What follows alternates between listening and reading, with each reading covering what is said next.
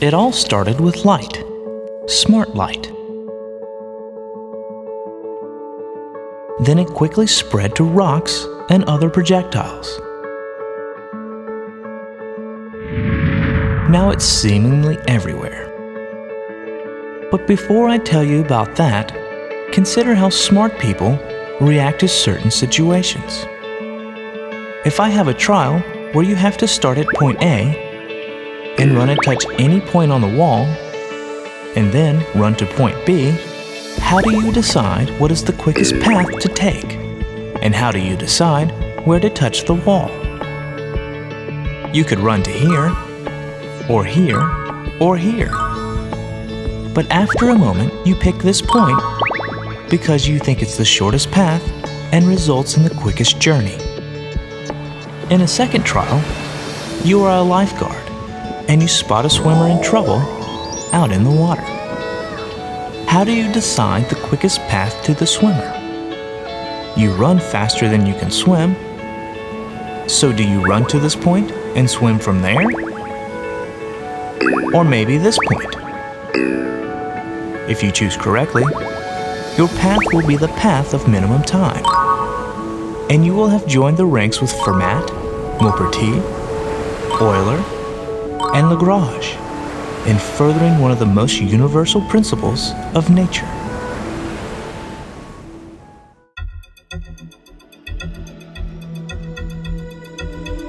Living in the first half of the 17th century, Pierre Fermat developed the concept that light travels at different speeds in different media, and maintained that the path the light takes is always the one that takes the least time.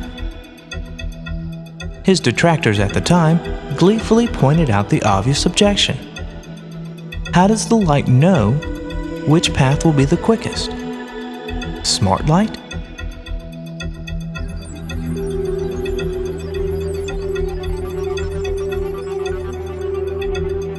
Pierre-Louis de Maupertuis, the son of a wealthy pirate, expanded Fermat's least time idea.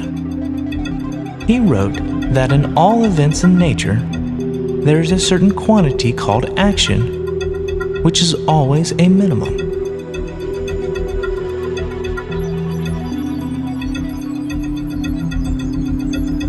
His good friend and mathematician, Leonard Euler, added the idea of conservation of energy and made least action an exact dynamical theorem with this mathematical form.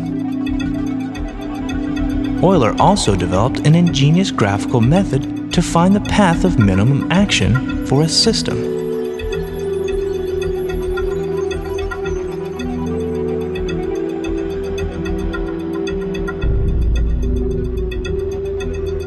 Another young scientist of the time, Joseph-Louis Lagrange, eagerly applied these ideas to the tantochrome problem.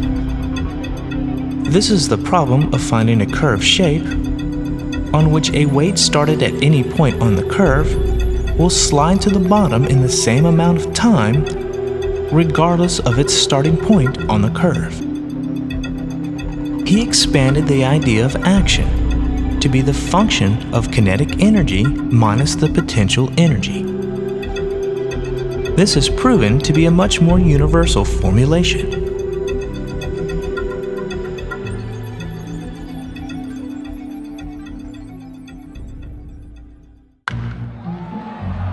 Now that we know all of this, let's throw a smart baseball straight up with enough force that it returns to our outstretched hand 3 seconds later. And let's see if we can discover its motion using the principle of least action. When we first throw it, it has a lot of kinetic energy, and its speed is at a maximum. But gravity slows it down as it rises. At its peak, its speed is 0, and all of its energy has been transformed to potential energy. On the downward trip, all the potential energy gets reconverted into kinetic energy. Its kinetic energy is related to its speed, and its potential energy is related to its height. Now on this graph, we have the baseball's height on the y-axis and the time on the horizontal axis. To begin, we have divided the 3 seconds of flight time into a few time intervals. As we adjust the height of each point, the computer will calculate the total actions for us. Remember, we're looking at the minimum actions possible while keeping the ball in the air for 3 seconds.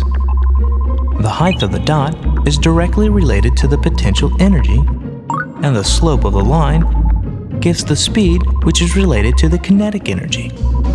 The steeper the slope, the faster the baseball is moving. As you can see, it is an iterative process. It will take several cycles before we can no longer make the total actions any lower. That is, less negative.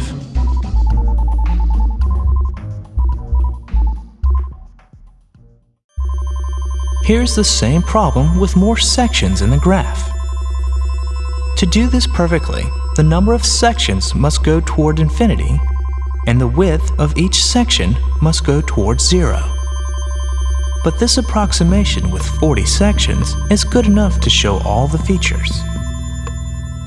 Now that we have the motion, let's examine the path, or world line, and see what we can see about how smart that baseball really is. The numbers to the right list the change in velocity for each segment, as well as the acceleration for each segment.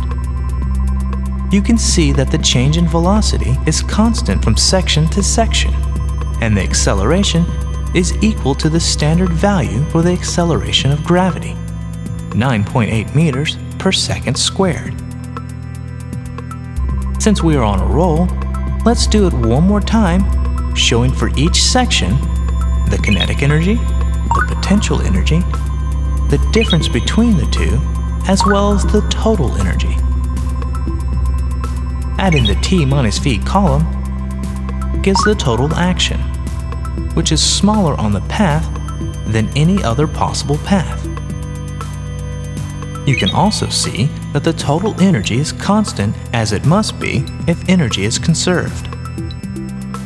And to demonstrate how versatile this baseball is, let's throw it onto the roof of a house, so the endpoint is 4 meters higher than the initial point. Method still works pretty well. Smart baseball. While everyone has heard of Isaac Newton and force equals mass times acceleration, it is this other equivalent formulation of kinematics that is more versatile and has direct extensions into relativity and quantum mechanics. So, how does the light know which path to take to satisfy the principle of least action? Richard Feynman gave us the answer, and we will explore that answer in another video on QED.